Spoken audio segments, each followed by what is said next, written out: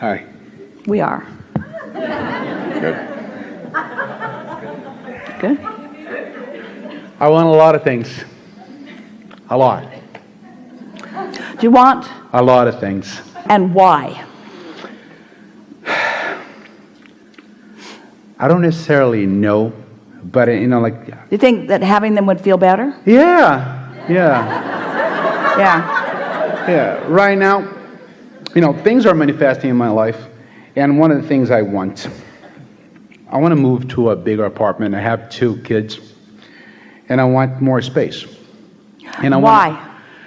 So they can feel more comfortable when they are with me. All right, that's a really good answer. For comfort. Yeah. So focus there on that uncondition of comfort.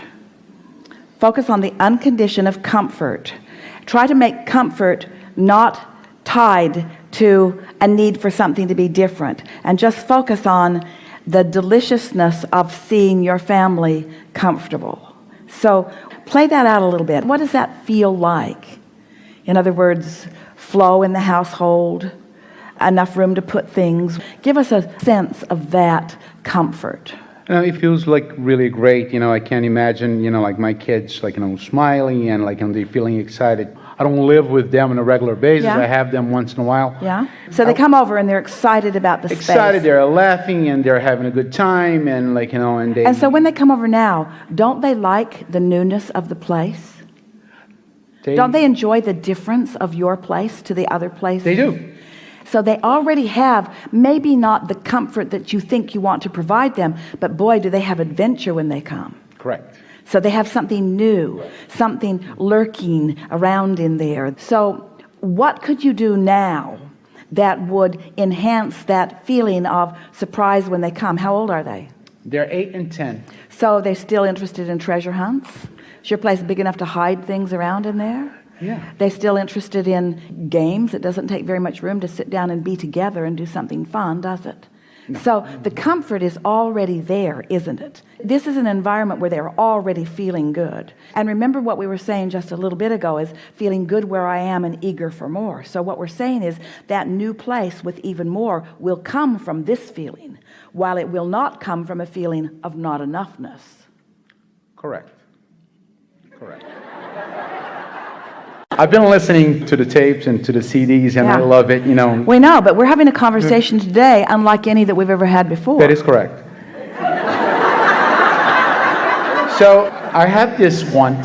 It's not a need, it's a want. I want a bigger space and like move to a better neighborhood that's closer to my job. And I'm excited about things. And then I tell my friend about that. Exactly. See? That's exactly what happened. My friend, although he gets excited, he calls me later and say, "Hey, Leo, that's a good idea. You want to move to a better and bigger place. But listen, I make a little more money than you do, and I don't live there yet. So don't you want to think a little bit more small?" No, I didn't say anything to him. So here's a conversation that we want to have with you. So like the conversation where your children are playing in a place that's a little smaller than you want it to be, and we are guiding you toward noticing the comfort of it. So now you're playing with a friend who is a little discouraging in nature, and it would be nice if he were more encouraging. It would be nice if he understood what you are coming to understand, but that's a condition that hasn't occurred yet. And if you need that to be his personality or his nature or his understanding in order for you to stay confident and sure, then you've got a long time waiting. And so how can you find comfort in a condition that isn't providing all that comfort? Maybe your friend is giving you an opportunity to have unconditional comfort. Maybe your friend is giving you an opportunity to hold your own even though he doesn't have the ability to see it for you. You following us at all? Wouldn't it be nice if you could step into step 5, that's what we were talking about today, where you're listening to your friend who doesn't believe that you can do it because he doesn't believe that he can do it, and he's trying to spare you the trouble of wanting something that you can't have either, but he doesn't know what you know. He doesn't know that the sweet spot is moving from where you are into that other place. He doesn't know how much you're savoring where you are. He doesn't know how much energy is flowing to you and through you. He doesn't know how the path of least resistance is understood by you. He doesn't know that. but you can love him anyway, unless what he doesn't know is threatening you and making you not know it too. That's usually when somebody pushes your hot button, is when they are amplifying something that you feel too, and you didn't even recognize that you were feeling it until they felt it, and when they felt it, you joined them in feeling that, and then your inner being is confirming with you. That's not what we know about your experience. In other words, who are you going to take your guidance from, your inner being or your friend who doesn't believe? Well said. You see, notice this, saying to all of you to notice about our friend here. You are an uplifter at heart, and you deliberately validate. You are validating Abraham. You keep saying, that is correct. That is correct. That is correct. But when your friend doesn't validate you, because you're such a validator, does your friend need to say to you, that is correct? You don't need to validate us. We didn't say, we know. We know we're correct, but we know we're correct. We know we're correct. But we love your positive validation of us because it's good for you to affirm things that you know. But don't need your friend to say that is correct, because the fact that he doesn't say it doesn't mean that he is correct. He's not correct. He's not correct. And so, in the same way that you said to us, that is correct, it would follow that you would say to your friend, that is not correct. When he says, hey, you're probably not going to get into a bigger place because I'm not in a bigger place and I make more money than you do, so you might as well give it up. That is not correct. That is not correct. And why is that not correct? Because it feels rotten. It's not correct. My desires feel good. And we're not encouraging you to tell him he's not correct, because he will justify why he thinks he is correct, and it just makes it go on longer. But you get what we're getting at? Yes. We like that you know truth when you hear it. And we like that you know untruth when you hear it.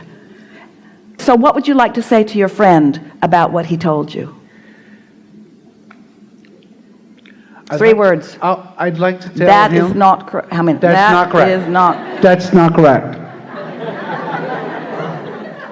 Don't say it out loud to him, but think, that's not right, is it? That's not right. That's not right. Or how about this? You don't know. Or how about this?